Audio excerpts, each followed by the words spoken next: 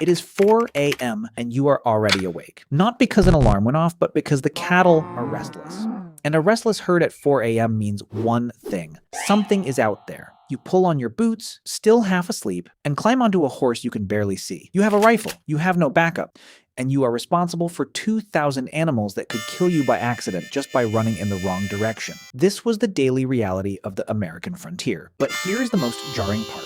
The Wild West did not last for centuries. From the end of the Civil War in 1865 to around 1895, it lasted roughly 30 years. That is a single human lifetime.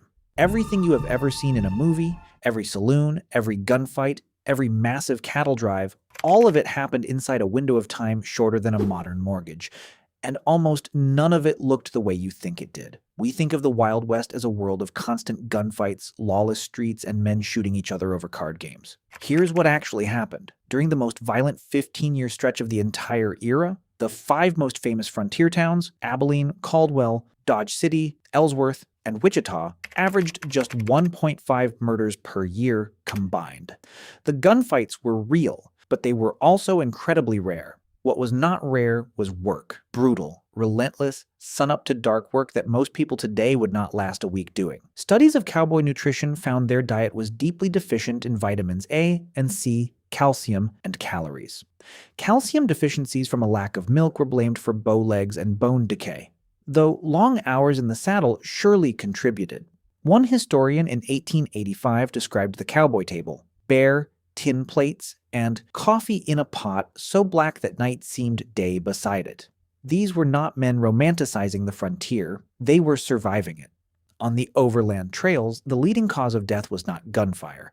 It was accidental shootings, drowning at river crossings, stampedes, disease, and weather.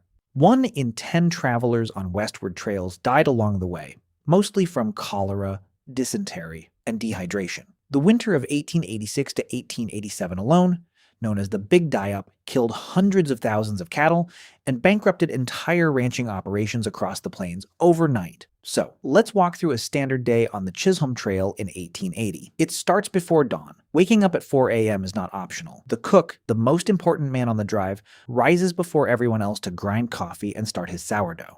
No one eats until the animals are fed.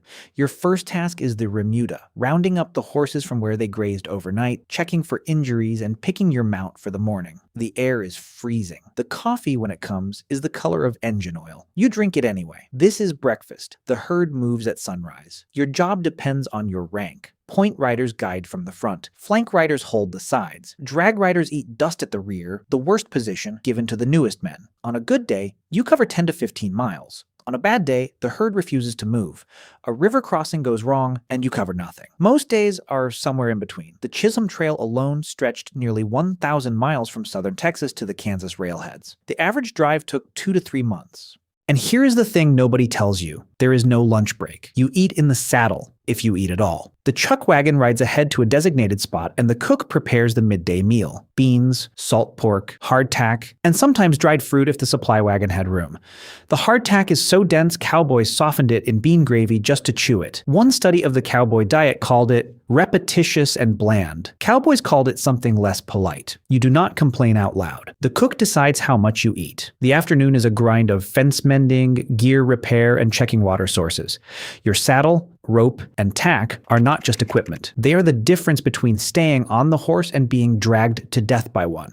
You check them every afternoon. Rattlesnakes, wolves, mountain lions, all present. And then there are the bandits. Horse thieves and cattle rustlers were a real and regular threat on the trail. You are riding through land with no law and no backup, carrying a rifle you may actually have to use today. By sunset, the cattle are bedded down. Dinner is beans, bacon, biscuits, and sometimes fresh game if someone got lucky. You sit around the campfire, but quietly. Not because of custom, but because loud noise spooks the herd. A spooked herd at night means a stampede, and a stampede at night means men die. So you speak low. Someone picks up a harmonica. Someone else sings the first verse of a hymn across the darkness to the other side of the herd, where the night guard is doing slow circles on horseback. It is not entertainment. It is a system. The sound of a familiar human voice keeps 2,000 animals from panicking. You sleep in shifts. 6 hours on a good night. Your bedroll is a rubberized canvas and 2 wool blankets. blankets. Your saddle is your pillow, not for romance, but because if the herd stampedes, you need to be on that horse in under a minute. Some night guards rubbed chewing tobacco inside their eyelids to stay awake. It burned. It worked. If a storm rolled in and the cattle started running, you rode into the dark at full gallop across land full of prairie dog holes, trying to get to the front of a moving wall of 2,000 animals before they ran off a cliff or into each other. It was the most dangerous moment of any drive. Men died doing it regularly. So in a single day on the Chisholm Trail, up at 4 a.m., 10 to 15 miles on horseback, 2 meals that were mostly beans and dried meat, no break, no law, no safety net,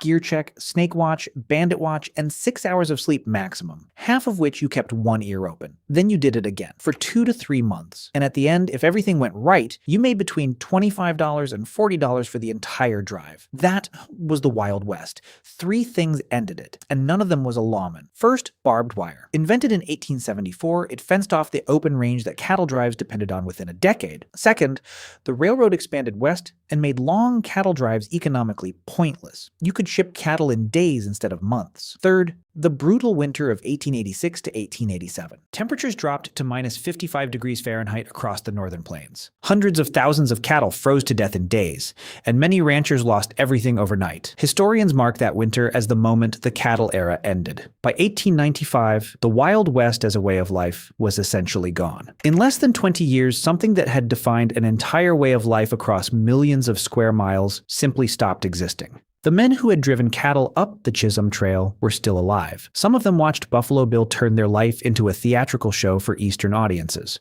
The Wild West became entertainment before the last cowboys who had lived it were even old. Tonight, when it gets dark, you will lock your door, set an alarm, and lie in a bed that does not require you to be ready to mount a horse in 30 seconds. No one is singing across the darkness to keep a herd from stampeding. There is no herd. There is no darkness worth fearing. There is just the ceiling, your phone, and the comfortable distance between you and anything that could actually kill you. The men who built this country slept in the dirt with tobacco burned into their eyes to stay awake.